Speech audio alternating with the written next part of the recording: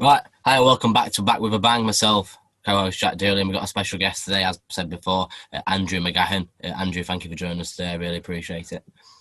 Thank you very much. What's the crack? So, people that don't know, you've had a pretty interesting experience and quite a successful career as well. When I first spoke to you, you said you started at age 16. Do you want to just talk me through how you got into it all and where it all started for you? Yeah, well, it's a bit weird. It's done now, like, so it's kind of you get the full ending of it. But at 16, we have a year in school over here, secondary school, called transition year. So transition year is so after your GCSEs, how many years do you have before your A levels? It's just one, innit? Yeah, It's no, we go straight into GCSEs and then straight into A levels. So, and is that a yeah, 2 year thing, or is it one exam 1 year and then A levels the next year? what two? What you usually have 2 years, two lots of exams usually Yeah. over Oh, here. right. Oh, yeah. Sorry.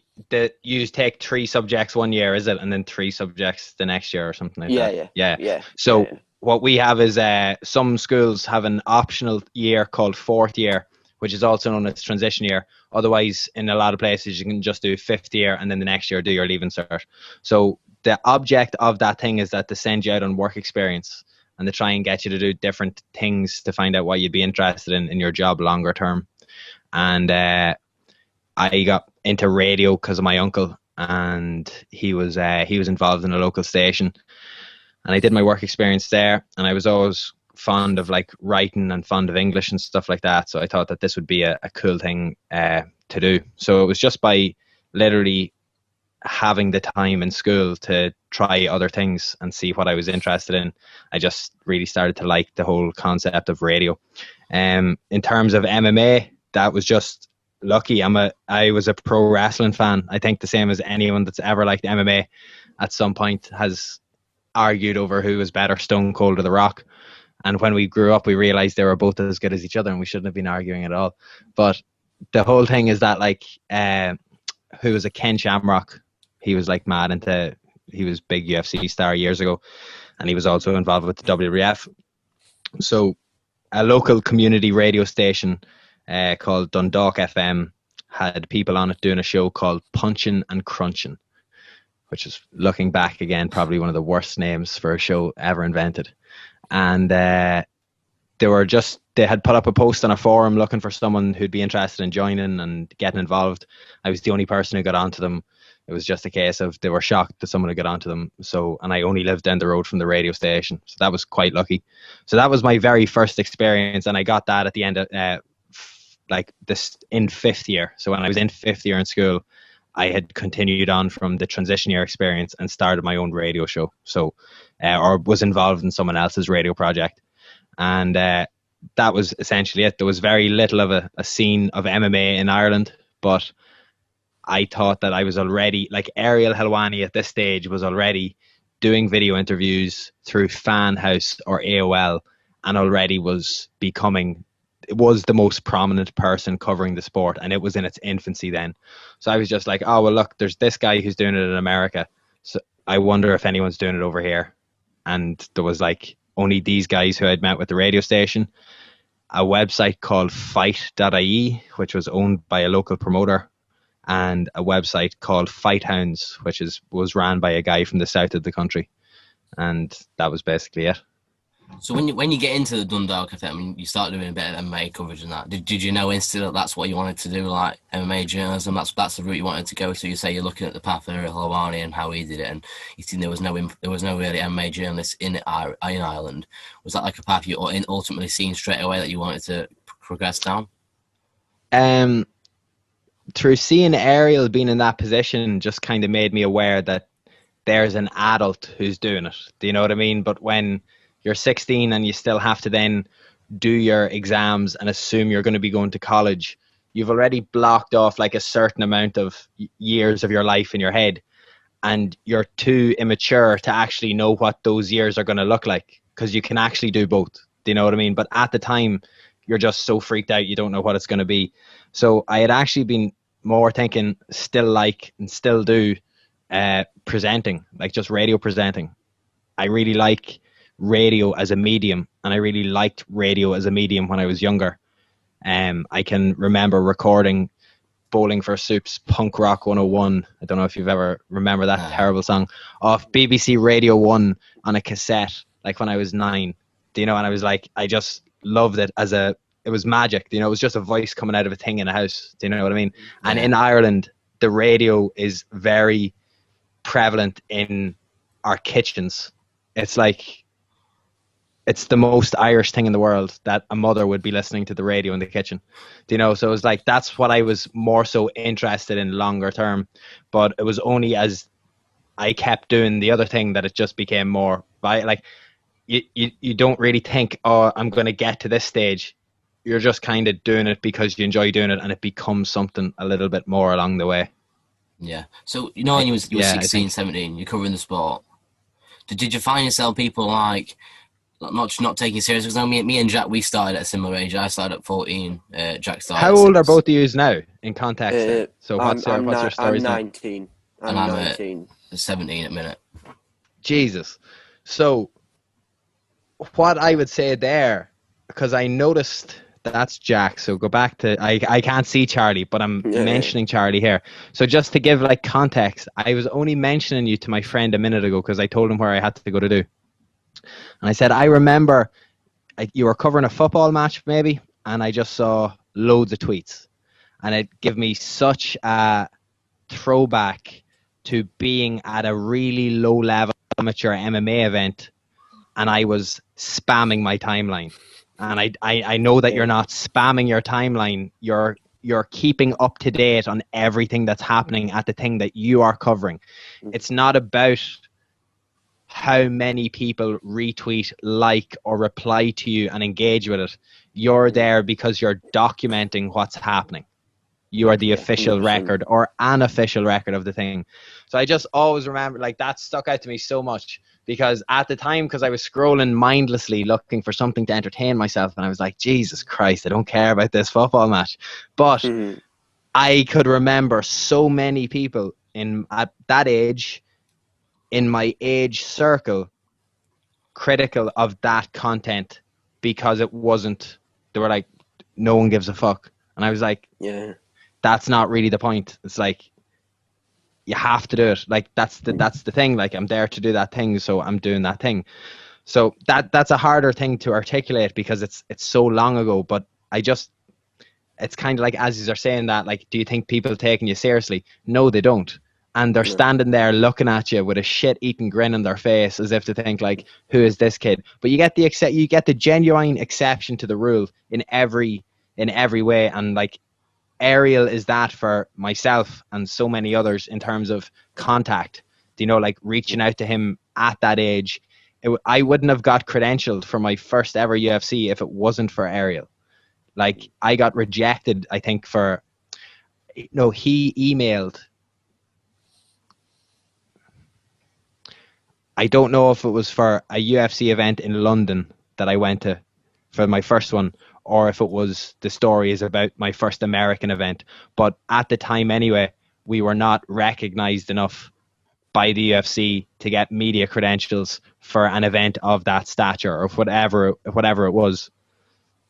And Ariel had put in a very good word with somebody from the UFC at the time who was able to then allow us in because of the earlier work. It was just, the other guys were filming documentaries and they would have got access, but for me particular, applying as a part of the website, not as a part of a documentary crew or a movie crew or whatever like that, I wasn't recognized at all. So he went and said, this guy interviews, he's good, you should give him an opportunity, he's young, blah, blah, blah, and they let me in. So from that perspective, I was like,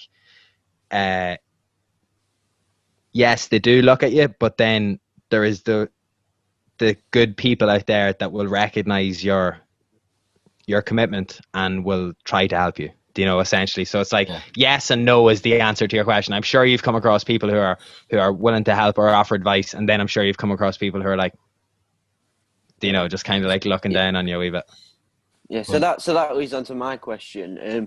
Just as you were saying about, obviously, you get the odd person who doesn't really sort of agree with what you're doing, like you said about the football game. I know for some people who put a negative put a negative mindset on yourself, that can be quite daunting.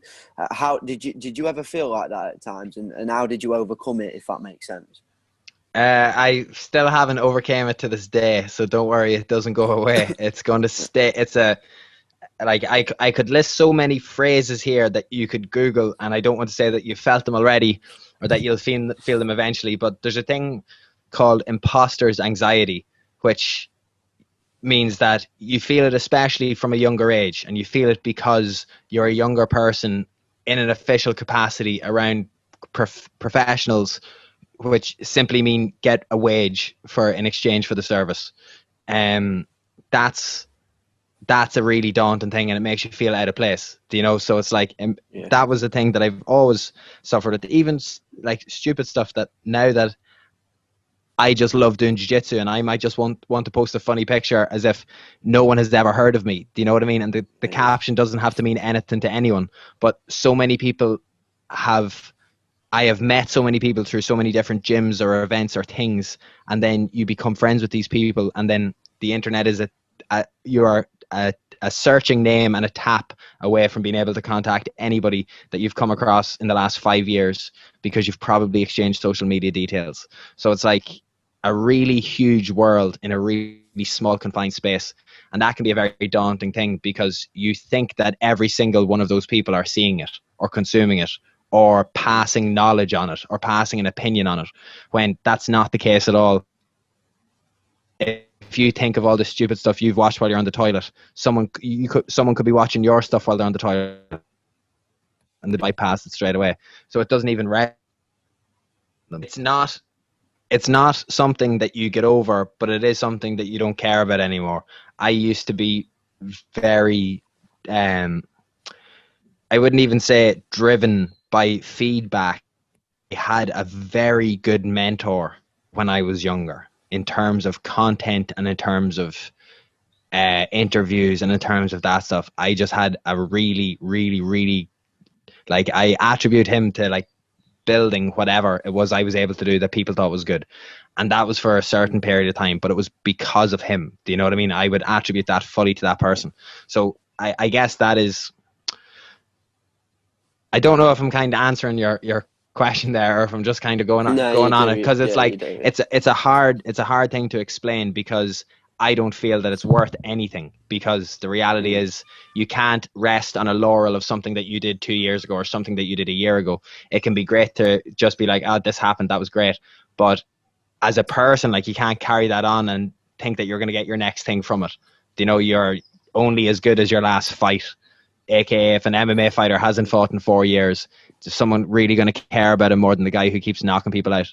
It's not going to happen. So you spoke about getting the credentials for UFC event. I'm presuming that was with Severe MMA. So we'll just go from there, from Dunk FM. How did you go from there to Severe MMA? Through Fight Hounds, then onto a UK website by a guy called Jason Furness called yourmma.tv.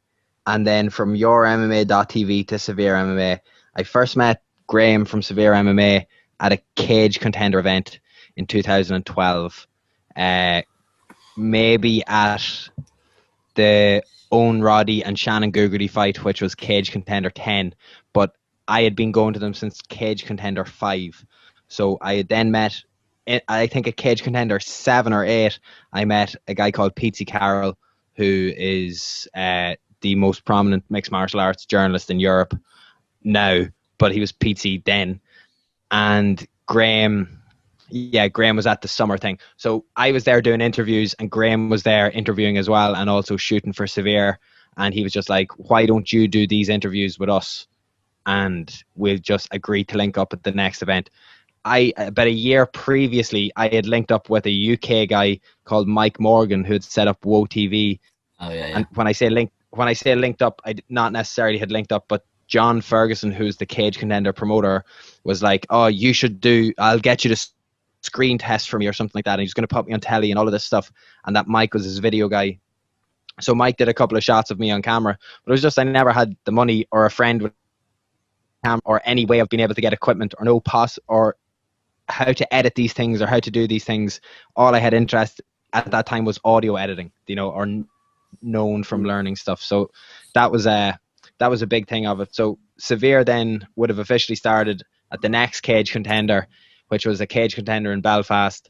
And the people that I think that I interviewed that night, Gunnar Nelson, John Kavanagh, were both at that card anyway. I definitely remember those two. A guy called Alan Philpott, all like regional guys who then, Alan Philpott went on to probably have the best professional career out of a lot of the people who fought on that card. Arnie Isaacson, well, Gunnar had a better career obviously, but that was the first. And then from there it was just go mad, like just go to every event, go to as many events that were happening as possible in Ireland.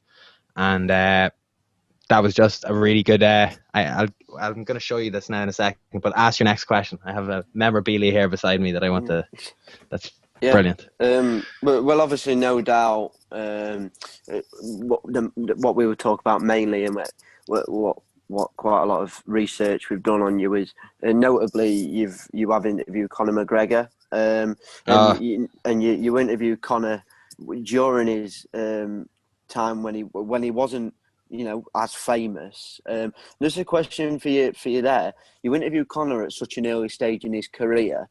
Did that sort of get a bit of a boost for you because you've seen his journey now, but you actually got to interview him at the start?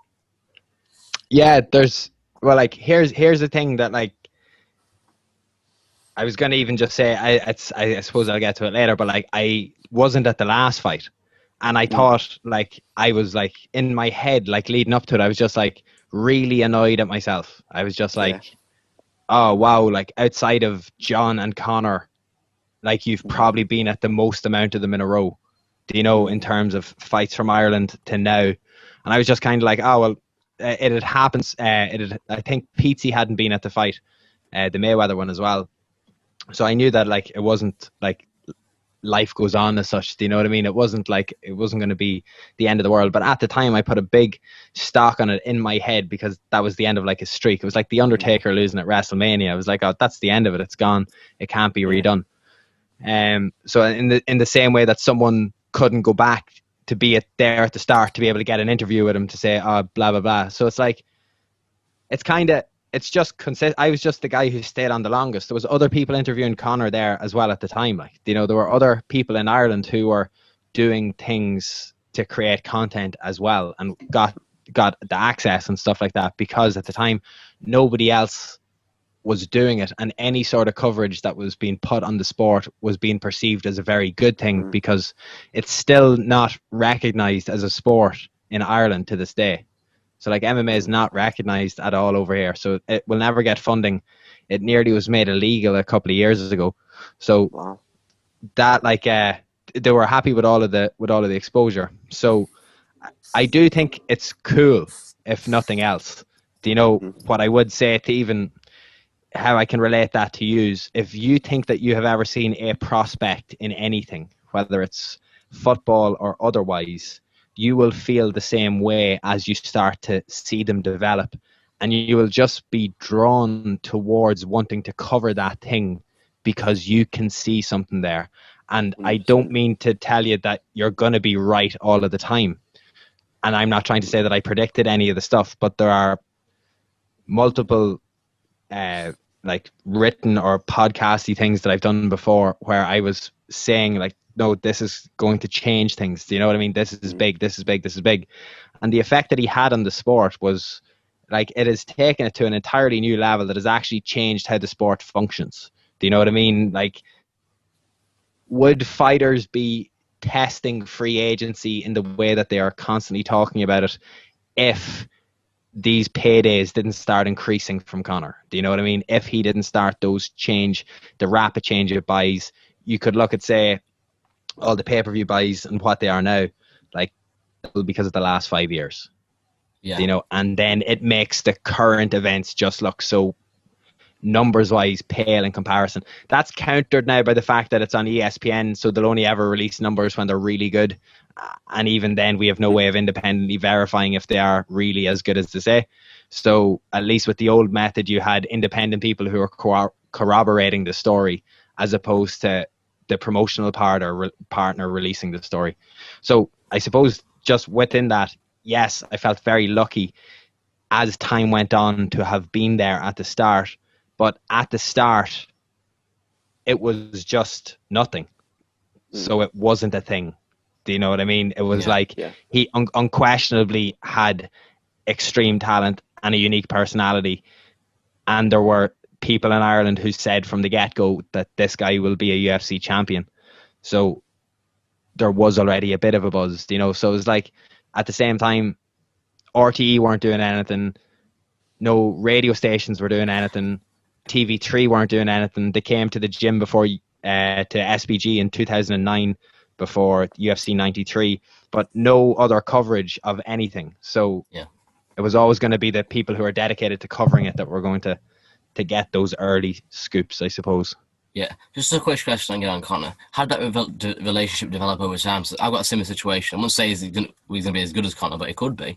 An amateur fight, I've interviewed about 4 or 5 times now, where so obviously at first there's a bit hesitant because he's never met me before his first interview, and I see the relationship slowly develops over time, where he gives me inside scoops, stuff like that. How did that relationship between you and Conor develop over time? I don't like this. I nearly disclaim it because I have no clue what Conor thinks of me.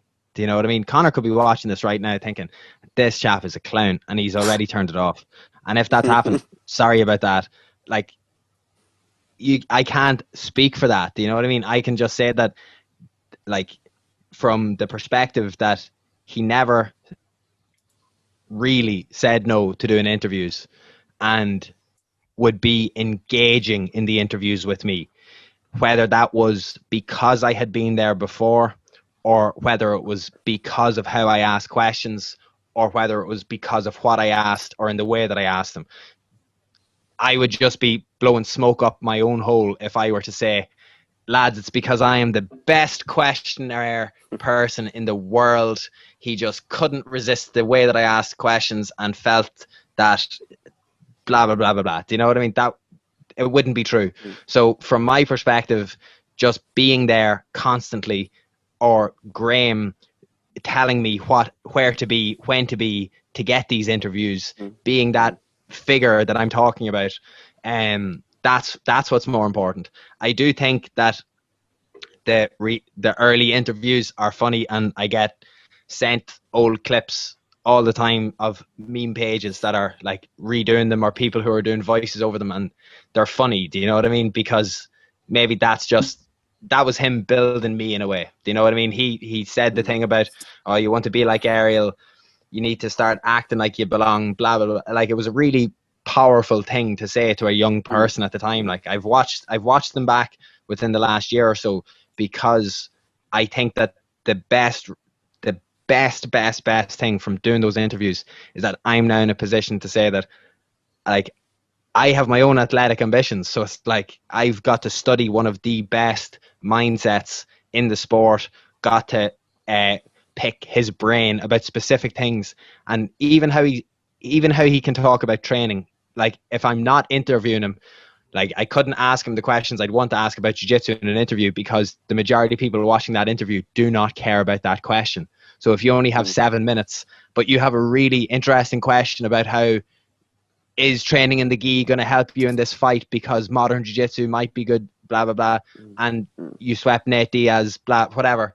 Like, all of those things were important to me, but they weren't important to the people watching the thing. So I would then get to ask him that afterwards. And from that, you'd get a knock-on different effects of conversations about, I very much remember about before his Stockholm debut, I was living in Dublin at the time, and I was training in a gym called SBG City Centre.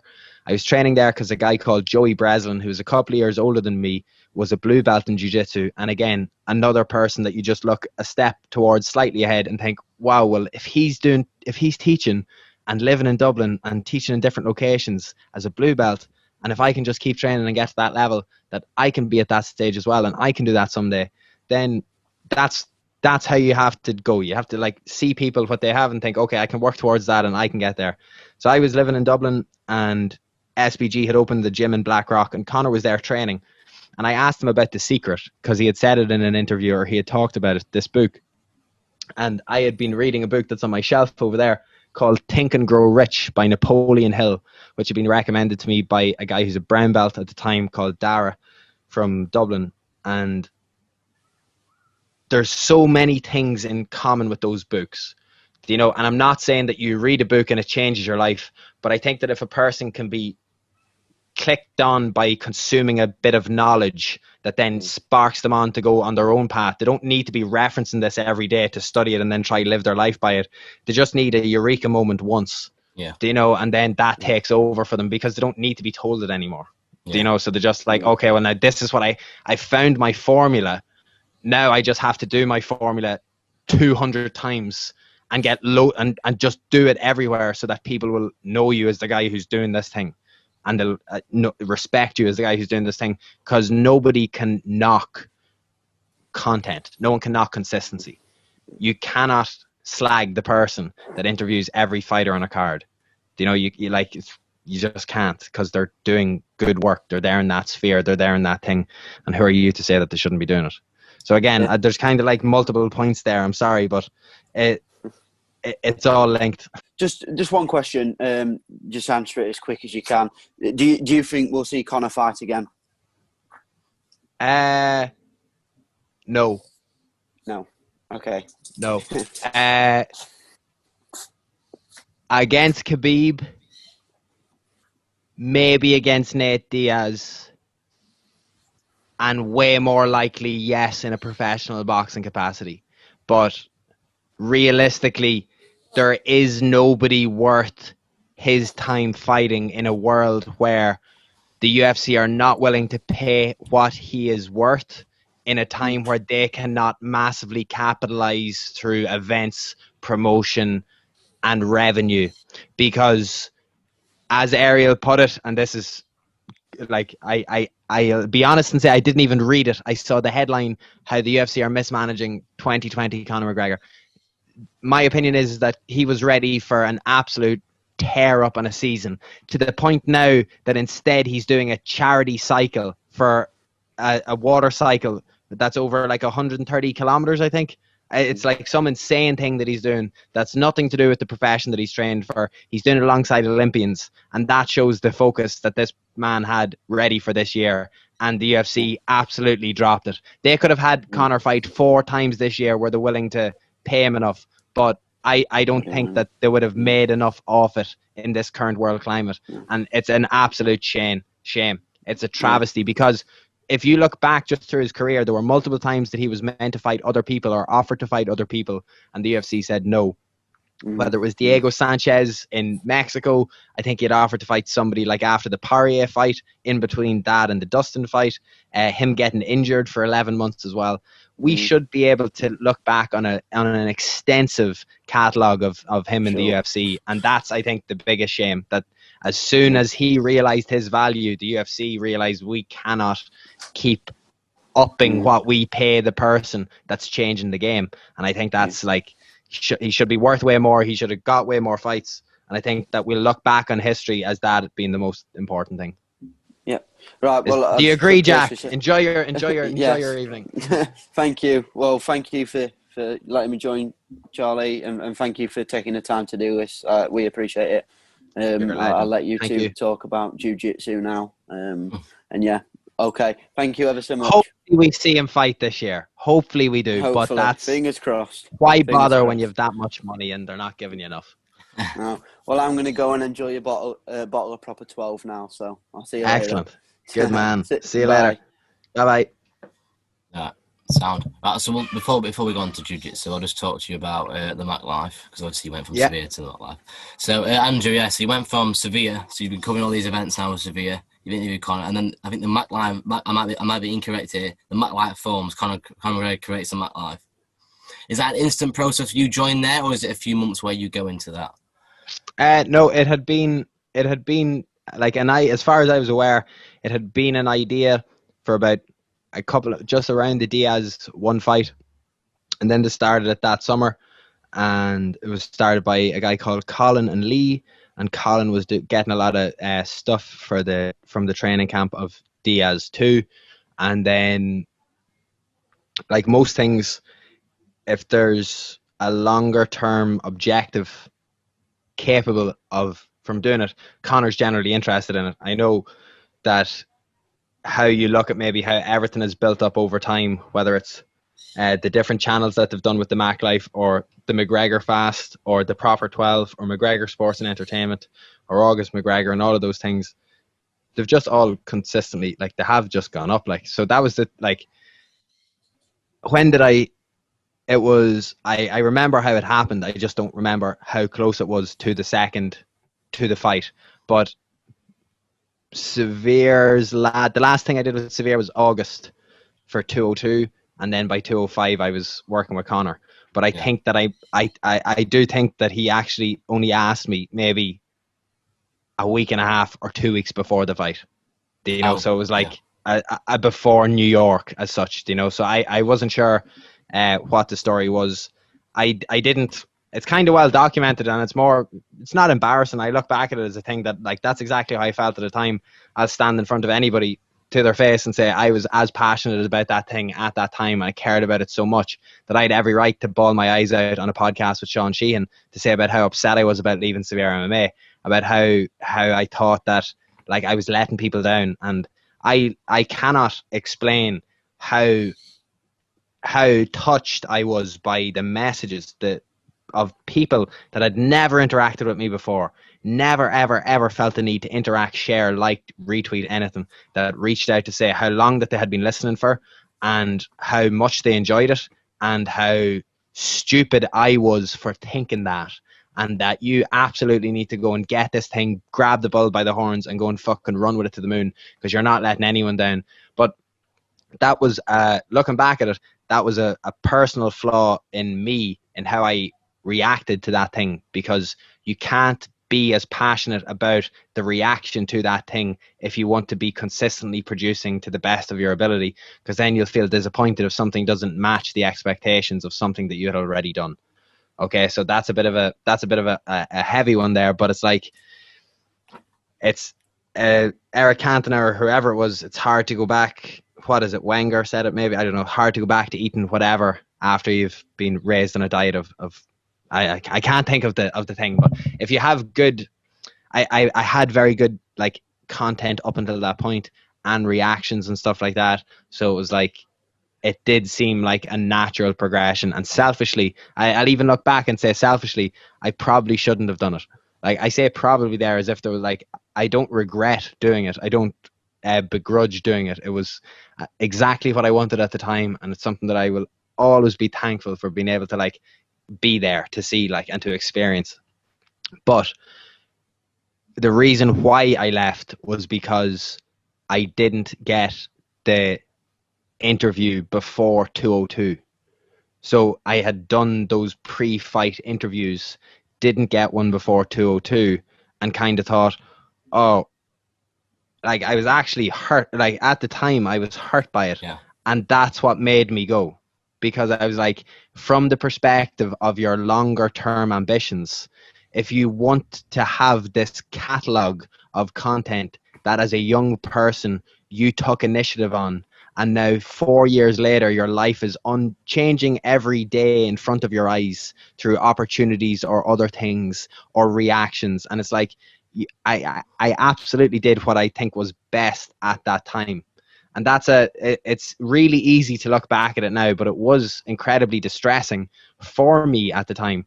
And I ended up just, I then got contacted by him before 205 saying, you should do this. Do you know, like, there had been, by him, you mean by Conor? him. Yeah. But that's kind of like, I don't think the details on why I chose to go in the end are important to the story. I think it's just more that I selfishly decided that if I want to continue to get exclusive, good interviews with Conor, that the way to do that would be by working for him directly. And the only reason why I was as comfortable going to do that, and I don't mean this to discourage you, because I know that you are proud of it, but I never considered myself a journalist because I couldn't study journalism. I studied radio in college because I didn't get the results to go and study journalism at a higher level. They were my first 4 options for college, and I didn't get the points for any of them in any college. So I nearly carried an early resentment in my head towards the word journalism because I wasn't good enough to even go and practice it. You know, Yeah. based off the Irish school system determining that points equals place. So I went off and did the practical course, a radio course in a really low college in Dublin. That's actually the best possible place to be in. So it was like from that stage already, that was kind of the curing process of thinking you don't have to have the title to be able to do the job. Yeah. You know, I was able to do the same job as a journalist, despite the fact that I was blindly biased and would go on national radio to tell people how brilliant this Irish fighter was and to argue its case, embarrass myself about on national radio in the eyes of people who didn't see it as a sport. I don't mean in the embarrass myself in front of the people who respected the sport. I mean to be a young potential up and coming presenter who wanted to like maybe work with other places, or other places had wanted to work with me, and I was like, but I wouldn't compromise to those things. I was like, no, I'm with Severe MMA, I'm actually doing this thing, or no, I'm with the Mac Life, I'm actually doing this thing. I actually don't really care about this enough to follow it in a professional capacity like you're currently doing, so you're offering me a job. So I'm sorry, but I'm just doing it for the laugh. Because like I started Brazilian Jiu Jitsu on the exact same day as I started covering mixed martial arts. The 24th of July 2010, Cage Contender 5 in the National Basketball Arena. That morning I attended my first ever Jiu Jitsu class. And I went because some guy on the internet said, you don't train, so you couldn't possibly understand about MMA, so why are you talking about it? So I then said, I don't think you're right, but just in case you are, I'm going to start training. So I went and started doing jiu-jitsu so I could understand what was happening on the ground, so I could talk about it a little bit more. Unfortunately, it's the most addictive thing that you can possibly do.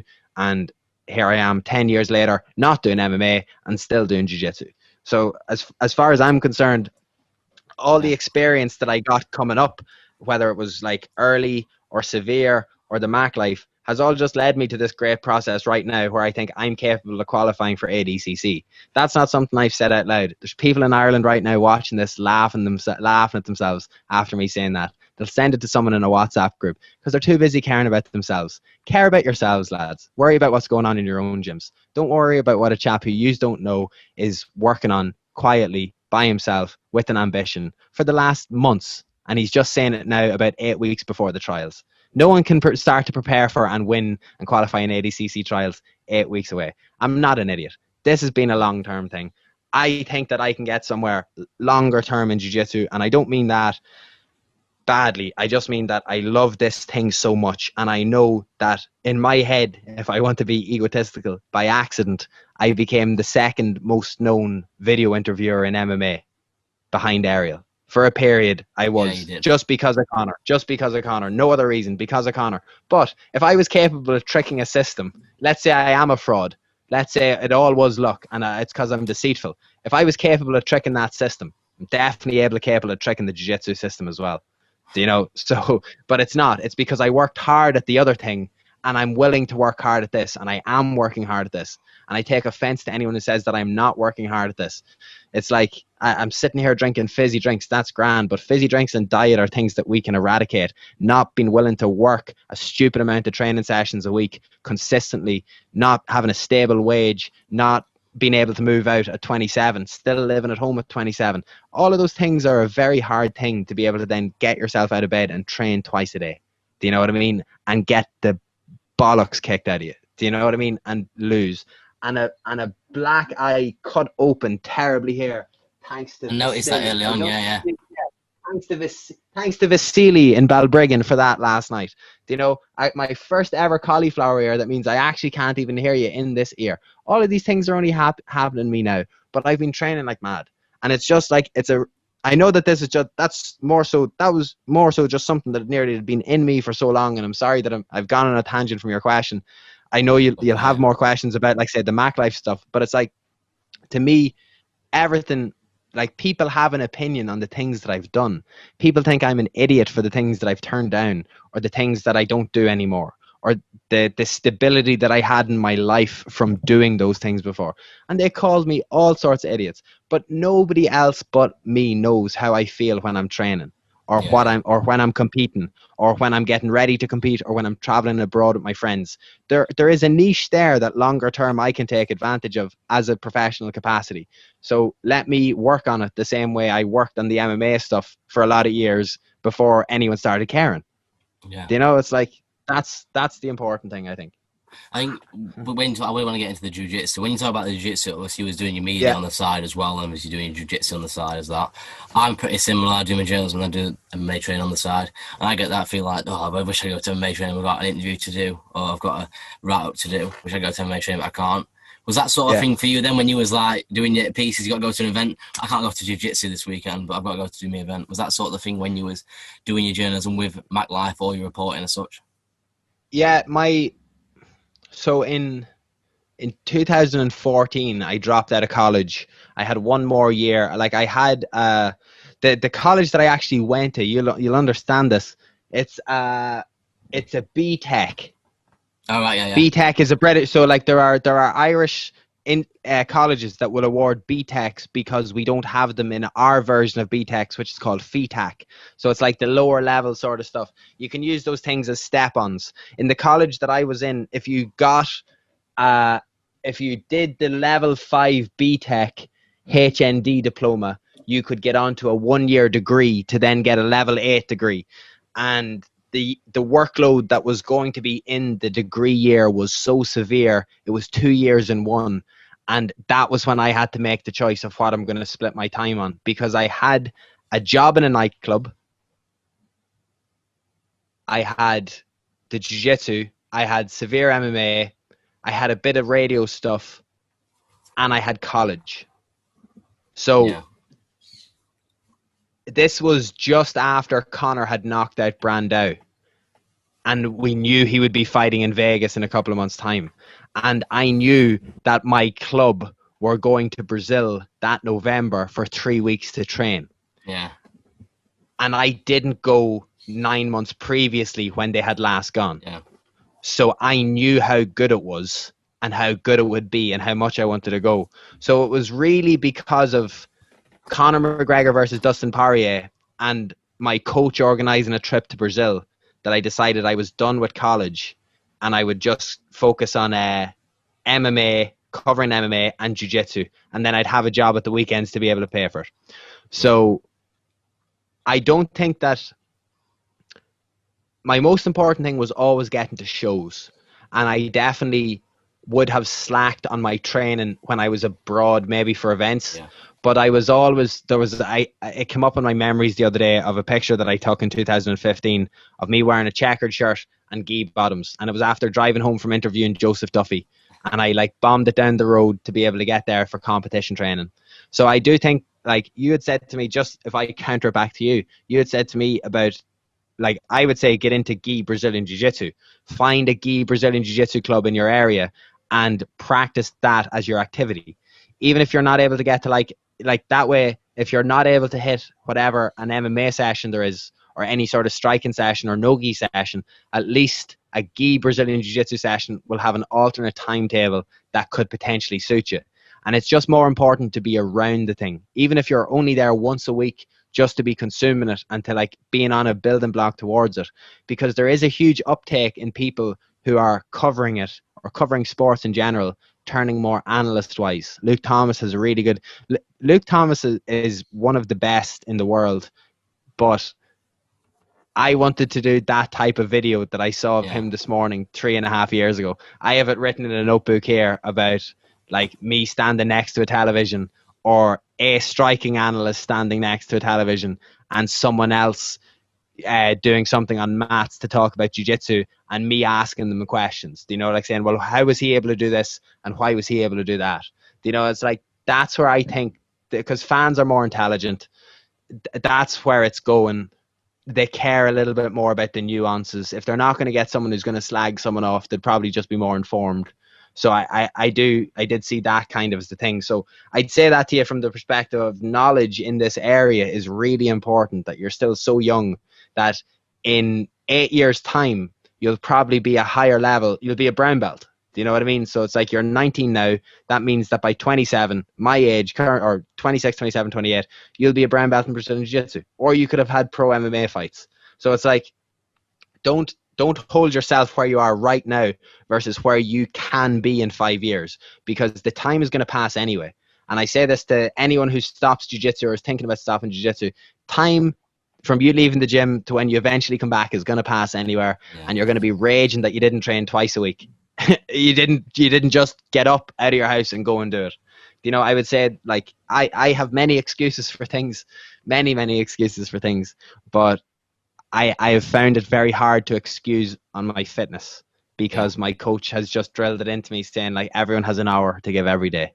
You know, okay, the class is only on from 6 till 7, but it's still only 1 hour. Do you know what I mean? It's only 1 hour, so you can do your other things around that other time. Exercise is very, you know, that was always his mindset. So I was like, I've been consistent in my training because of that. Yeah, obviously you're a brown belt. So to get the brown, there got to be some sort of level of commitment. So when you're at the Mat Live, what kind of schedule? What did you have there? Was it really time consuming every day? Was you there working on pieces, or was it like weekend work when you was at the Mat Live? Because obviously you've got to be some sort of committed to jiu-jitsu to get grade and stuff like that. Yeah, it's, well, like, here's the thing. There are different. My grades in jiu-jitsu have just been a bit, I'm not saying slightly different, but I compete a lot. So my coach has held me to a competitive standard at blue belt and at purple belt. And even if I didn't get to a stage where I was winning majors at either of those belts, I did medal at the Nogi Europeans at purple belt. So it's like, that's fair enough. Do you know what I mean? I'd done something good at purple belt. So it was, when I was working for Conor, it was like all that I was officially doing as such, because there was guys like running the website and writers and stuff. If there was interviews that people had thought, okay, we should do, someone has a fight coming up, so we'll go to a gym and to do something on them, or cover a fight. Do you know what I mean? And it's not really I nearly say it I say it cautiously, because while I was working with Conor, I was the least hardest working person there. I took the piss more than anybody else working there, and probably would have been able to help a lot more if I had got my own head out of my own arse. And that's me being genuinely accountable to myself. But that's because I cared way more about being able to keep training. Do you know what I mean? I lost the love of doing it because I wasn't doing it with Sean Sheehan anymore. So keep Jack for as long as you can, as long as someone else is willing to do stuff with you. Do you know what I mean? Because it can get very disheartening when you're trying to paddle up a stream alone. So it's like that. I forged a genuine friendship with Sean, and now I didn't or couldn't have those things anymore, but I was getting paid. So it was nearly like that. The selfishness thing that I was talking about previously was now going way more in my head, because like I was getting to do whatever I wanted. But you felt alone. Yeah, and at the expense of other people. Do you know what I mean? So it was like, it was just very, but I also didn't mind about it, because I knew that I was like, this other thing is what you care way more about. So it was just like, I was able to, if I had, we traveled a lot for fights, which is the thing that I'm most, I was saying I was appreciative earlier on, being able to go and see different places of the world, and to be able to go and work in different places of the world is like I was in Dublin last night to meet a friend, to give him something, and I was right beside the airport, and I was gutted that I couldn't go to the airport, like just to sit and look at the airport. The airport is my favorite place in the world, because every time I was at the airport when I was younger, I felt like I was going away to do a job, a professional job, you know, a grown-up job. I was going away to cover an event, and I was proud of that, because I was like, it was symbolic. It wasn't just going to a job. Your job was so mad that they were actually putting you on a plane and saying, go, leave this country and do your job somewhere else, because we need you to go and do that thing. To me, that was the coolest thing about it. That's the number one thing. Like, I would go blue in the face and argue for my support for Conor, and even for the Mac Life, and for the people, even now, if I didn't see him at the time, for the people involved with it, because that took me from no job to a job. And going from relying on cash in hand wage job in a bar, do you know what I mean, where you're working set hours and stuff like that, to like feeling like you're worth something or respected, do you know what I mean, was such a lift for me. I was just like, that's the best thing. Like it's the best thing that's happened to me from covering it was being offered a paid job. You know what I mean? Like, and that's a bit of a weird one, I suppose. Oh, was Severe not paid? Did you not get much money through Severe? No, and I don't. That's not the. They have a Patreon and stuff now that they can generate, right? Like, we knew nothing. Do you know what I mean? We sat. I say we. I don't mean like I had a big part in it, but I know that there were multiple conversations with brands, with people who said, yeah, we can get advertisers, we can get sponsors. We had Beanie Basher and ROS Nutrition and stuff towards the end of Severe, me being with Severe, and that was that was good. But it wasn't enough to live on or to pay wages of one person, let alone multiple contributors. And the likes of then, what else was it? ROS Nutrition, Beanie Basher. Yeah, it was YouTube. So maybe like one or two interviews with Conor that got mad views that we could have got some ad revenue off because the views happened so quickly. But then what you think 2.2 million YouTube views gets you in ad revenue is actually nothing. Not much, versus what people are actually capable of selling in advertising to someone. If they were like, nowadays there are like con artist middlemen who work for advertising firms or whatever like that, who go in and say, okay, we need 2.2 million reach and we'll give you 10 grand. Do you know what I mean? And we'll advertise on that. But you come to someone after it's a 2.2 million views and they won't give you 10 grand for your next video because they don't know you're going to get that. You know, so it's like, it's a very hard thing to make money off in that sense. Do you know what I mean? There's not, and even now it's even different. People aren't throwing money at it at all. There's no advertising in it at all. Yeah. Well, there is, but you know, it just seems a lot worse at the moment with the world situation, I suppose. Yeah, I can see that. Obviously, you did quite a bit at a young age. Did you ever feel the pressure because you've done so much at a young age that you had to keep it up to that standard as you were getting older? Because I found that, because I did a bit of a big interview when I was 15, and I've always had that pressure. Well, you'll never reach the whatever you did. I interviewed Gary Neville when I was 15, and everyone always says to me, "Nah, you'll never get to that level." Do you ever feel that pressure when you was young, when you was getting older? Always. Honestly, I'll call you out in it. You want to do this talk because I have some answers that are going to help you, and I appreciate that, because I can just tell by your line of questioning that like I felt everything that you're feeling, and it's just, even if I can just personally reassure you to say it's normal. Do you know what I mean? Like it's entirely normal. You talking about that at 15, man. My friend Christian Tierney did a video with Macklemore when he was 15. Do you know what I mean? And like, he's since gone on to be like Niall Horan's turf photographer. Worked with Conor in the Mac Life and stuff like that. All of those things are entirely normal. I like, if my peak is having interviewed Conor McGregor, like, I have learned to be okay with that. Do you know what I mean? Like, it's not a thing. Like, that's fine. Like, do you know what I mean? But it's like, I'm never going to be annoyed that I don't get to interview someone higher than him, because if I keep thinking that way, you'll never get that. You will, if you will get it if you just do it normally, but if you're thinking that you want to try and beat that thing, you will never get there. And also, if you compare what you do now to what you did previously, it diminishes the fact that you've improved either as a videographer, as a photographer, as a question person, as an editor, as a person who shoots a room or sees a room or knows where to be to capture a certain thing.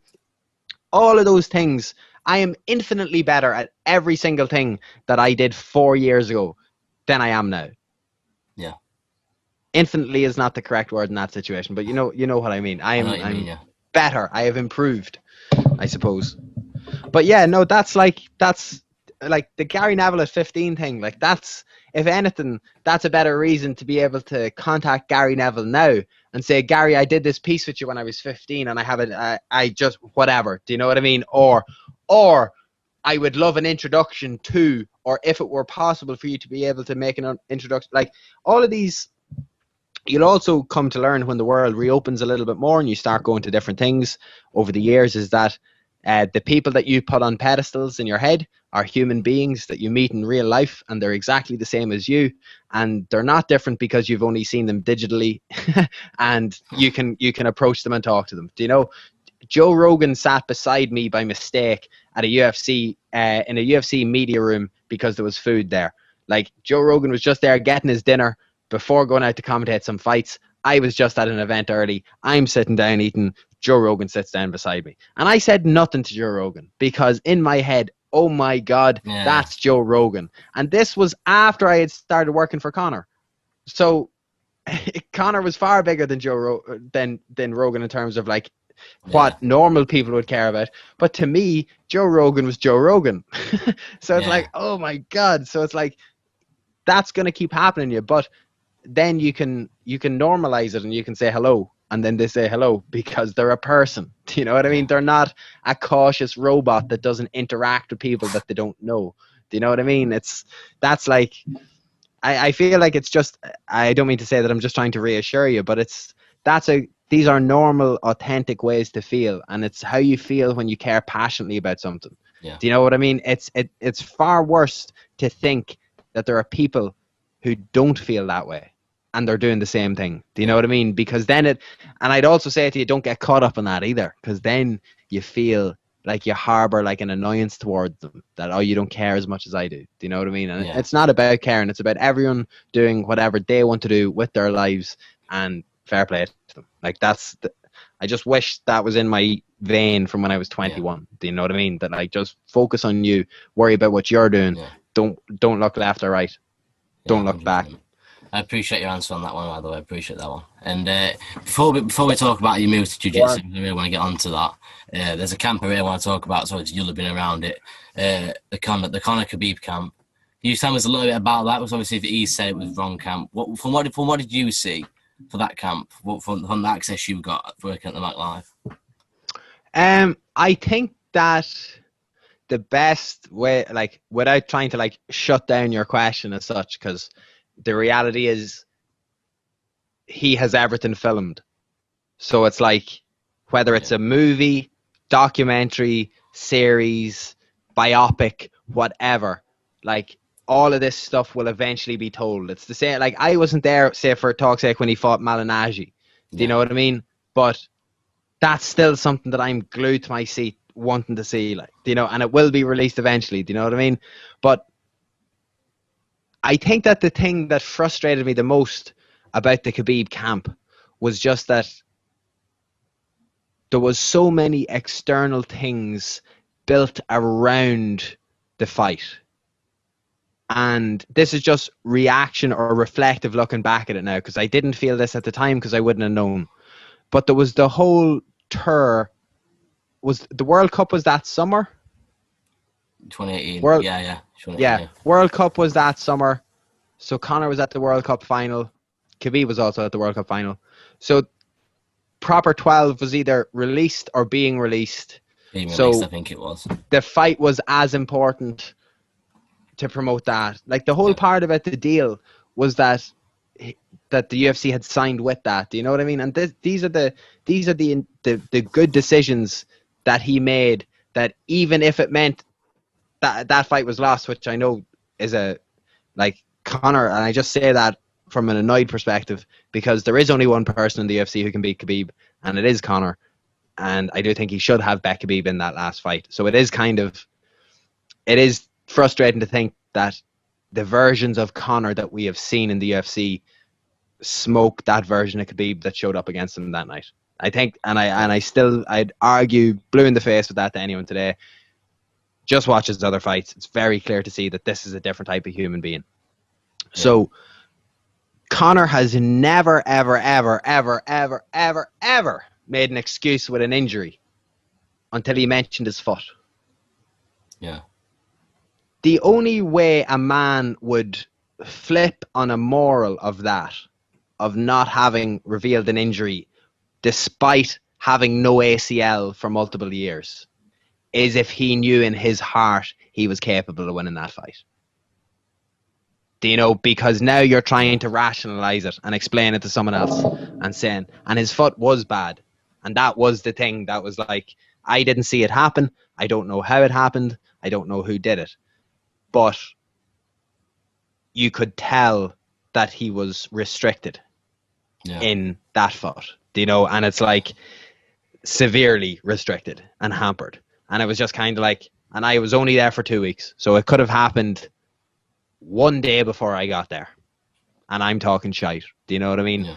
But I assume, knowing him, it's something that happened a good bit longer. Do you know what I mean? Yeah. This was a thing that could have been healed, but couldn't put back, because the alternative was to pull out. And when you've built your entire reputation I'm never putting out. on up until that fight on not turning away from a fight and accepting multiple opponent changes, if you keep playing that hand long enough, eventually you lose at the dealer's table. So it's not that he lost in the result and stuff, but it was because, and I'd say he'd say that himself, the preparation maybe wasn't as what it had been, maybe even for the Cerrone fight. And I can't even give you a good answer to that, because I apart from bumping into him by complete fluke once in Dublin, or communication over text, like I'd have no clue about his training or how he's thinking or what his psyche is and stuff like that. So it's like, but the Cerrone performance was just like, it's up there with the Aldo performance because of the innovation.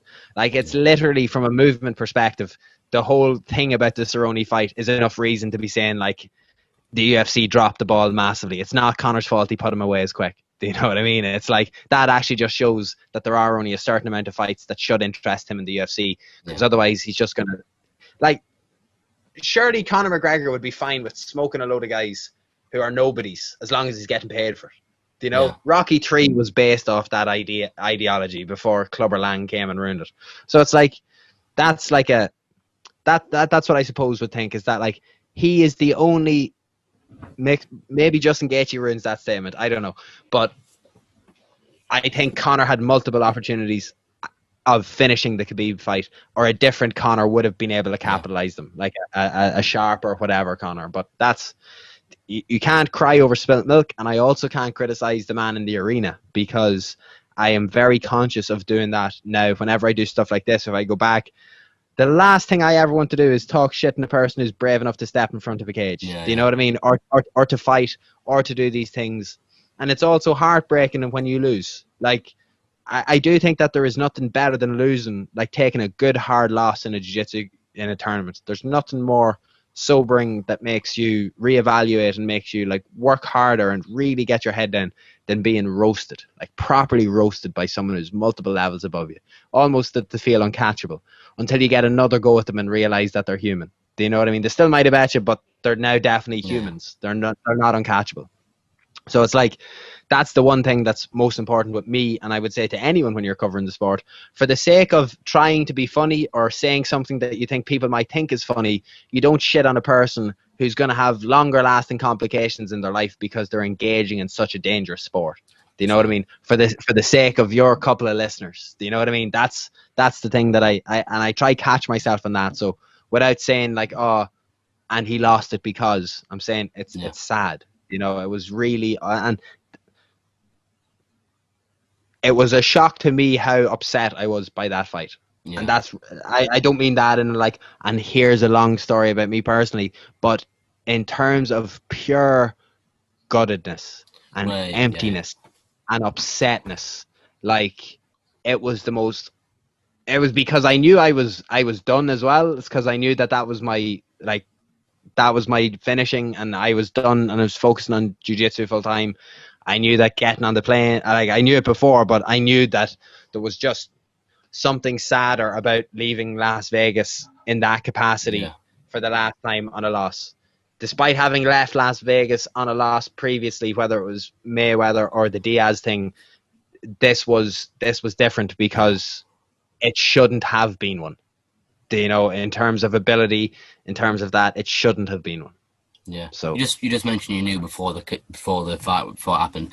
Did Conor know that he was leaving? Did Matt Clive know that he was going after that camp, after the fight? No, and again, that's more so like me saying earlier on about taking my head out of my arse, and having learned since that communication is the most effective tool in the world in terms of resolving anything, despite how uncomfortable it might be or how it might make you feel from anxieties or things like that. It's just like, I'd love to go back and absolutely slap myself across the face with that. But it was like, I said nothing. Do you know what I mean? I was just like, there were other situations that I would not address myself to figure out that I was like, I just something if something was said to me, I'd take it as gospel and I wouldn't challenge it, because I'd say, oh well, that was said to me, so if that was said to me, that was said to me, so I'll leave it at that. So I was like, because I didn't care enough to have what I perceived to be like, it might have seen as conflict, but I just wanted to know. So it was like, I'm actually looking for a resolution here, but you think I'm looking for you to make the resolution, and that's not. That sounds like I'm actually making a reference. I'm specifically thinking of something that's so minor that I wouldn't want anyone to think that it was part of a reason or anything like that, because it genuinely wasn't. It was me. I was just done with that. Like, it was from a personal perspective that the work that I had been doing or producing didn't feel the same. So if I wasn't feeling like I was enjoying doing it, and I'm so enjoying the other thing that I'm doing, I'm not going to give my time to the thing that is draining me. And I don't mean that in a negative way. I mean that the same way a job would drain you. You know, this thing had been a passion and then became a job. So my passion took over again. And and I ran to jiu-jitsu. You know, so it was kind of that, like, I had good results. I had a good gap of not traveling to events, and I was able to train way more. And that was just like a really motivating time where I improved a lot and had really good results in competition.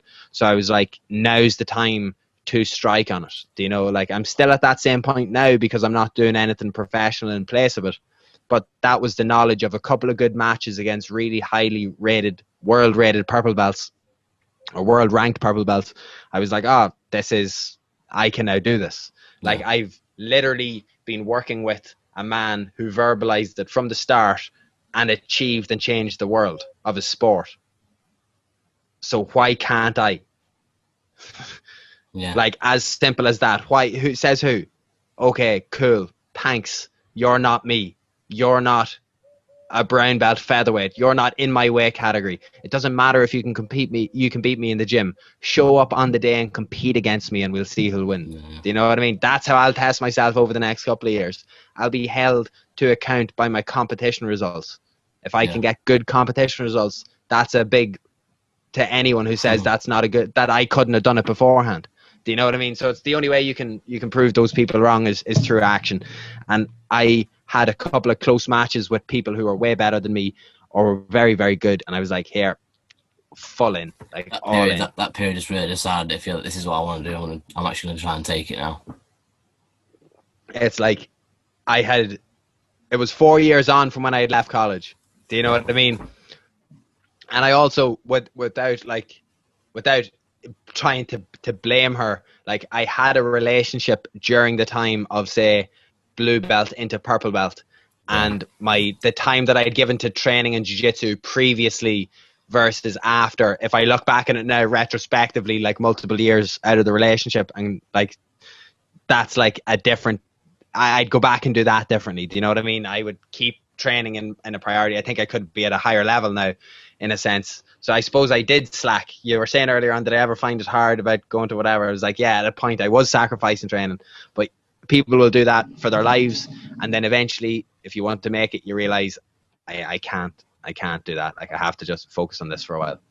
So yeah, that's a wee tangent, but I do think that the overriding love of wanting to keep doing jiu-jitsu versus like, some of the stuff that I got to do with the Mac Life was very levels above anything that I'd ever been able to do. Do you know what I mean? Yeah. And it was like, I used to butt heads a lot with the guy directly ahead of me, Lee, and it's like, I shouldn't have, because it's like the stuff that he had then said and we followed through on worked really well. Do you know what I mean? It's like someone had he came up with the concept of, before the Khabib fight, he had come up with the concept of a lot of the content, and I think it's in particular 2 interviews that I'm thinking of that happened in SBG, one with John Cavan and one with Owen Roddy. And they were done like, the gym was entirely blacked out, it was lit up really nicely, it had multiple cameras, Do you know what I mean? And the interview was then cut in between multiple things. And it was the Mac Life and it was Lee from the Mac Life who pushed for multiple angles. Do you know what I mean? To say like the production should look cool. Do you know what I mean? It should look better. And I think then before the Mayweather camp, I did some with John as well. And there were multiple angles. Do you know what I mean? And being able to have those multiple angles in my head set the content apart. And I loved doing it. But it was then when we weren't able to constantly be at that level, if I had to go and do something by myself, it made me feel disillusioned with it because I felt I wasn't capable of creating the level of stuff that I had been featured in. Yeah. You know, because there's a difference when you're creating something versus when all you have to do is get in front of the camera. Do you know? So it's like I've learned that way more in the last 2 years, to the point that I would will now make a point of getting on to say, hey, I was in the wrong there. Like, do you know what I mean? Like, it's just for purpose of setting the record. Do you know what I mean? There's like everyone. I'm saying, I think I'm learning here, even talking to you, because I'm saying something like, "Oh, a good loss in jiu-jitsu is humbling." So why am I not able to take the L in a professional capacity? You know what I mean? So I'll just go take the L. Like, I was wrong. Do you know what I mean? Plain and simple. 100%, I get you on that one. So we'll move across to jiu-jitsu. I appreciate all that question on Conor and stuff, and I'm sure you get it all the time. So we'll move on to the jiu-jitsu piece. Can we completely shut the door on them and on media career for you again then? Is that completely shut now? No, because I ended up working with a boxing company after I left MacLife. So I was working with I did 2 events with a promotion called Top Rank, and they helped promote the MT. Them and MTK promoted the Michael Conlan fight in Belfast last year, and then I went over to London for a Lomachenko fight, and it was cool to be able to talk to 2 where, like, Michael Conlan, I've actually learned a lot from, how we're very similar in age, and he's like at the absolute peak. Like, he was a world champion 5 years ago. Like, his mindset, his focus, his attitude from a very early age, it's to have been able to pick the mind of 2 high level people in terms of Conor and Michael Conlan. I'm very grateful for my own personal development moving forward as an athlete. Do you know what I mean? Because their mindsets are both very powerful parts of their abilities. So I wouldn't rule it out, but what's motivating me mostly is that in the jiu-jitsu world, they're all trying to be content creators now. Like, Flow Grappling have a very strong market on Brazilian jiu-jitsu, and the top black belts need to keep talking to stay relevant, because now there's way more money that can be made in jiu-jitsu from an online perspective.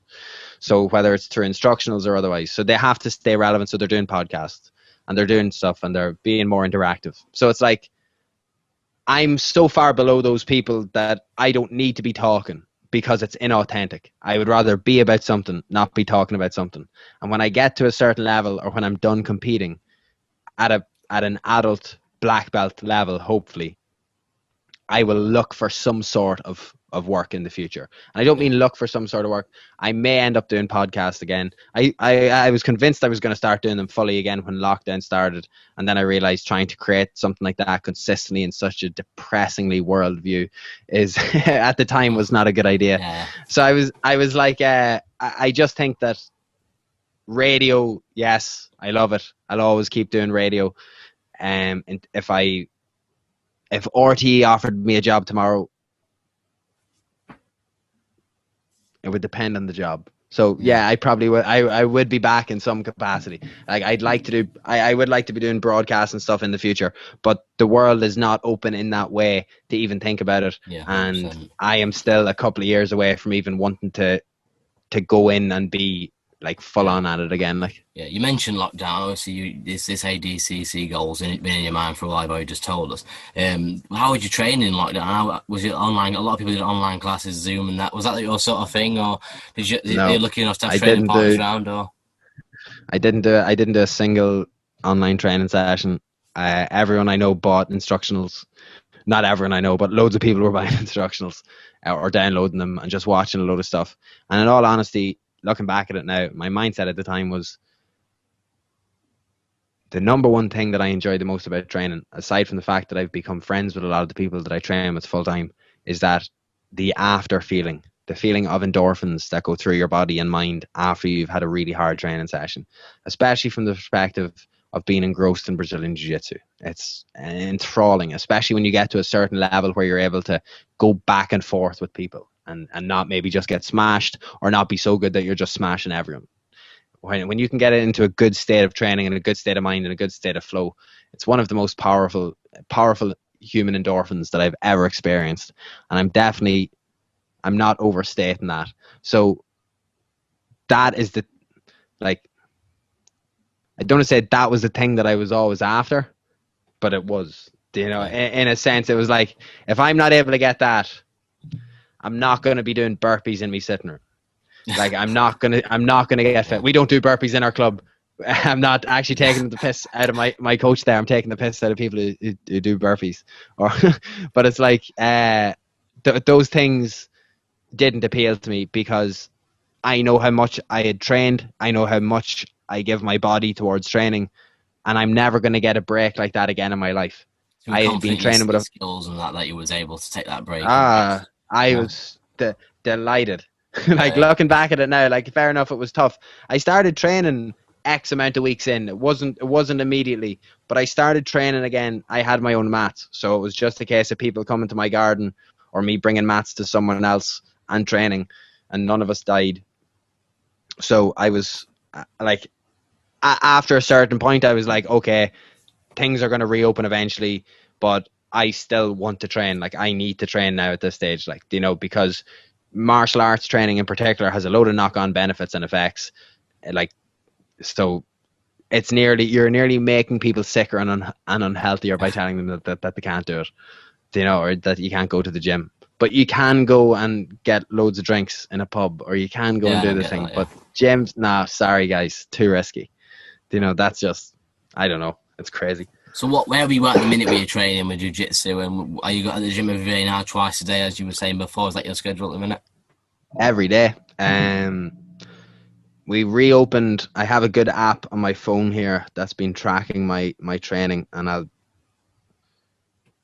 that's brilliant. 1 second. It's called, I just want to double check because I know how much I've done. So the gym's reopened on the 29th of June in the Republic of Ireland, and the longest streak that I had was 21 days, from the 12th of July to the 1st of August. Yeah. I trained for 3 weeks in a row, but I've only missed 1, 2, 3, 4.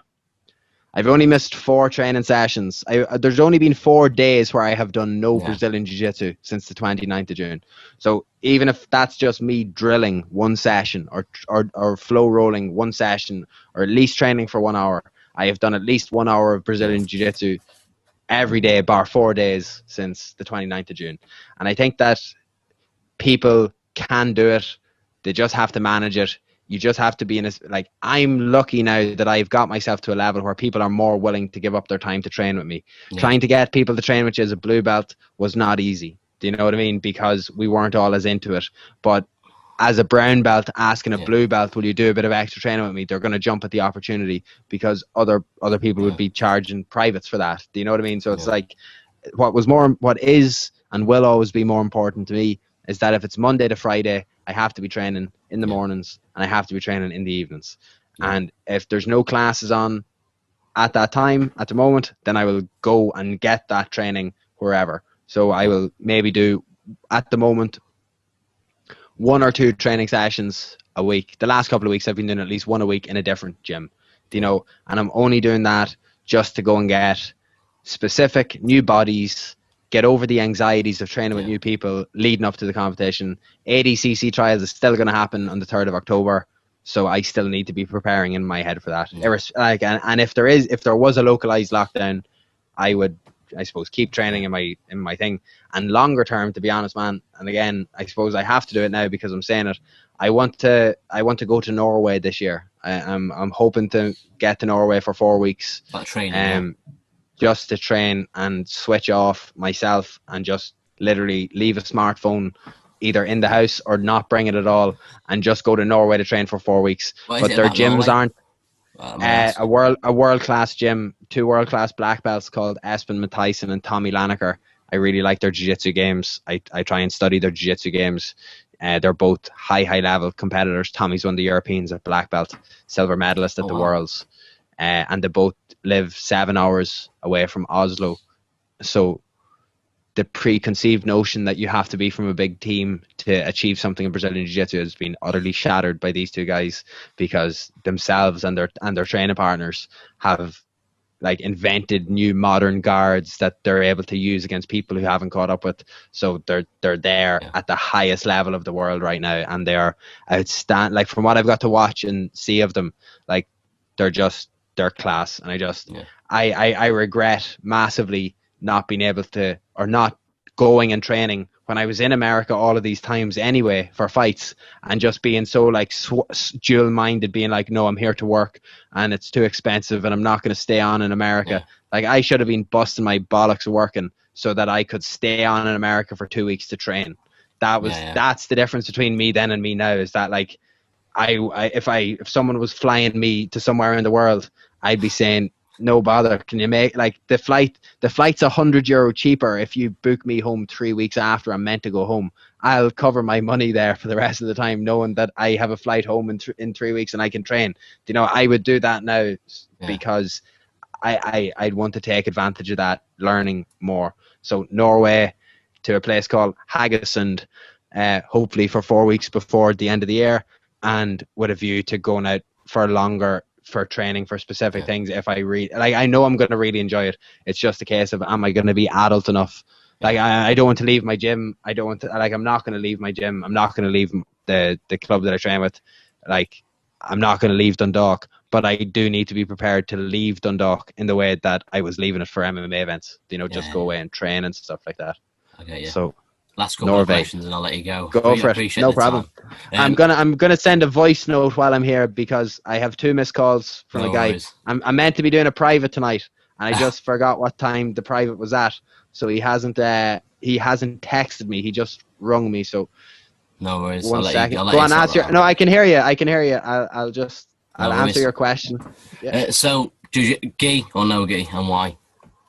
That's a very easy one. Can you text me? I'm recording a podcast. Let me know what time you want to train at. I have the keys. Thank you. Gi is way better to train because you learn more. No gi is way more fun to compete in because it's more primal. It's more primitive. You can't walk off the mat feeling like, oh, well, if he hadn't just gripped onto my cloth in that way for ages. If someone beats you in a no-gi match, he's out-wrestled you, and there's just something a little bit more less of a thing to help, I suppose, with the win. But gi is way more fun to train. Gi is, like, in my head, more fun to learn because there's more of it to learn, and I just like both of them as equal. You know, like I'll always go regardless of what it is, but gi would favour it longer term. And your 2 favourite BJJ artists to finish off? In the world, currently? In the world, yeah. MMA or anything.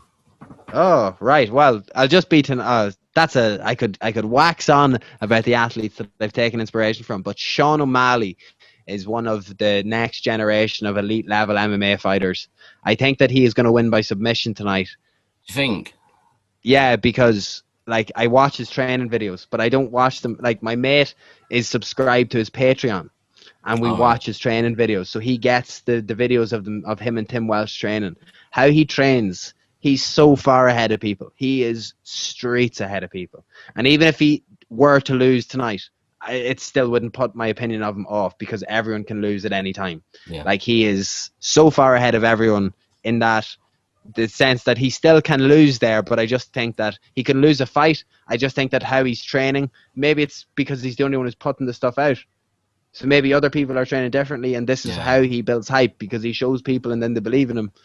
I don't know. I think Sean O'Malley, number 1. In terms of jiu-jitsu, Edwin Najmi is one of my favorite jiu-jitsu practitioners, and like has been for a while, and I was able to strike up a bit of a like chat and relationship with him online about jiu-jitsu and MMA and stuff, and like his flying triangles are the sickest. Like, he'd been doing them since he was a white belt. White, blue, purple, brown, black. Flying triangles from start to finish. His number one thing. So I started trying them as a blue belt. I hit a flying triangle once in a tournament against a 120 kilo lad, Nogi, and I didn't finish it. But I tagged him in it. And it felt like my life was made when he responded to it. Being like, oh, you were so close, man. Nice. Do you know what I mean? And I was like, wow. So, like, Edwin Najmi has always been the superstar that I put on the platform in my head, jiu-jitsu wise. So is a guy called Gianni Grippo, because I followed him since I was a white belt. Gianni is like one of the hardest working guys based off how he has like documented his life and through social media and stuff like that. He's a really hard worker. The two Miao brothers, one of my friends has actually competed against one of the Miao brothers, so that's a really cool experience to know that they're human. And Espen and Tommy would be another one as well. Like, so there's just, I think that it's easy to appreciate people at a lower when you're at a lower level, because they're at the highest level of the pedestal. But there are guys capable of beating those guys in matches that are like purple belts or blue belts or brown belts. It's just that whoever shows up on the day of the competition and enters the day of the bracket and wins the bracket is considered the best, despite the fact that the variable will never be known because people are not rolling against each other every single day.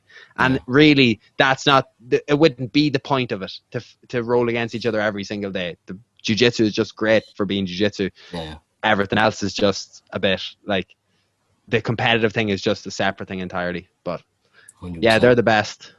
Thank you very much. I appreciate that anyway, Andrew. I appreciate your time as always. You're stressing over the 40 minutes, aren't you? The 40 minutes.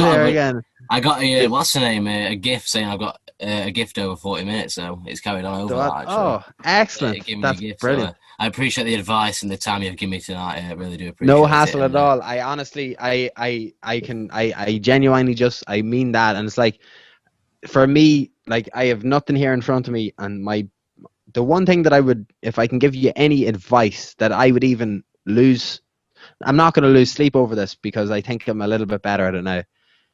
Always be prepared to take a loss, right? Yeah. Always be prepared to admit that you're wrong, because realistically, stubbornly holding on to something will get you nowhere in a longer term perspective. And it's like, and even if that's to an idea that you might like, do you know what I mean? We can be wrong with what we think is the right thing to do.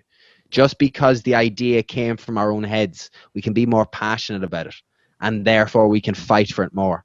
But sometimes you can just have shit ideas and they're not worth fighting for. Do you know what I mean? That's my biggest regret is that, from Severe MMA to my radio stuff to the Mac life to every single thing that I've done, I've hampered myself in some way by believing that an idea that I was pushing was more important. And that is not the case. It is not the case. It is more efficient to be, like, if I were to give you an advice, would be to become dual skilled. If you're not already competent in the likes of Photoshop, graphic design, creating posters or banners for your images, I would start that. If you haven't started shooting a little bit of video, I would start that. The good thing about it is now is that a very good iPhone, like the newest smartphone or a smartphone, is capable of producing everything. And if you want to do like background research on two people who make really good things, a girl that I know from RTE called Jackie Fox, you'll find her online. She created stuff she went somewhere to do a story with just an iPhone, and it was played on television. Do you know what I mean? Like, to show that this is how journalism has changed. That a person with a hunch and with a drive can go and do it. So it opens up so much barriers. And then there's another girl that works with the BBC. She's the religion correspondent, Sophia Smith Gaylor. She's been like pushing TikTok for months, like as a news reporting element. She has been pushing it for nearly a year and a half, if not a year, and it got retweeted on one of her tweets about it got retweeted onto my timeline, so I followed her because of that.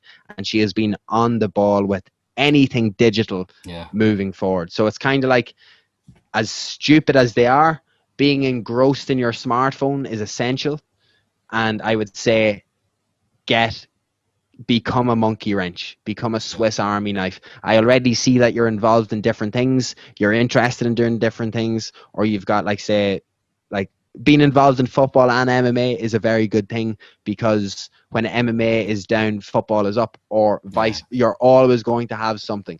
So it's like, in terms of, I don't know if the niche is going to be women's football. I don't know if it's going to be football in general. But in terms of me giving you a detail of someone to reach out to, a friend of mine called Philip O'Connor is an Irish journalist who works with Reuters, but he has also worked with FIFA. He has been employed to cover European female football competitions, and he was embedded in teams. So he was embedded in the Norwegian female football team, and they hire, my understanding is UEFA or FIFA or whoever hire journalists to report from inside every team. So there are endless. That's my challenge to you, is for the next major female football competition, you have to get work with some team that is there, or at least apply through the process of finding out what this thing is. Google the life out of him. His name's Philip O'Connor on Twitter. If you DM'd him to say, Andrew Mcgahon said you have covered female football, can you help give me information on this topic? He would literally bend the ear off you. So it's about, when you talk to people like me or like anyone else, it's a case of, like, I will always try and make a link for somebody in my head to think, okay, well, this is what you're telling me you're interested in. Have I ever met anyone that can somehow offer advice to this person? It's like, remember people, remember what they're interested in, remember what they do. Do you know what I mean? Because you'll always be able to link people together, like, in the future. And please don't think that you can't message me either in the future with any sort of, like, we don't have to come back on and do podcasts. I'm just saying it to you. Fair play to you for what you have done. And it's very encouraging to continually see that people younger and younger are taking initiative in terms of becoming standouts. Do you know what I mean? Yeah. Like, this is it now. We get after it. We're part of a generation that will control the narrative of the next generation. Do you know what I mean? All of the people that we think are making the wrong decisions in situations now, their time's running out, and they will be gone sooner. Do you know what I mean? So it's like, the age of the industry is changing. Make sure that you are changing with it, I suppose, as opposed to, like, I hate TikTok. So if I was into it, if I was still covering stuff, I'd be on TikTok now flat out, because it's where you should be. Do you know what I mean? But because I'm not making a TikTok account for myself to dance on. But I do think that all of these things are very important in the future. One last thing as well, you can also, I think that there's a way to be able to get your stories onto the Snap map or something like that. So if you're ever going to be covering events in the future, stuff like Snapchat, TikTok,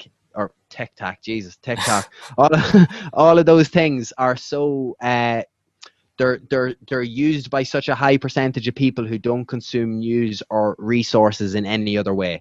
So you might feel like you're, in an Irish expression, pissing into the wind a little bit with Twitter sometimes, because you're not connecting to the people that you know that are interested in this thing, but they're not seeing me. So how do they find me? Like, stuff like the Snap maps and stuff like that, being able to be on those stories, like, all of those things, I think they're going to be as important in the future. Thank you. I really appreciate that advice, and I'll take it on board. No doubt, I'll message you with further advice and stuff like that. Yeah, no problem at all. No problem, Charlie. Yeah, I appreciate that. That's been the Back with a Bang with Andrew Mcgahon. Andrew, thank you for your time.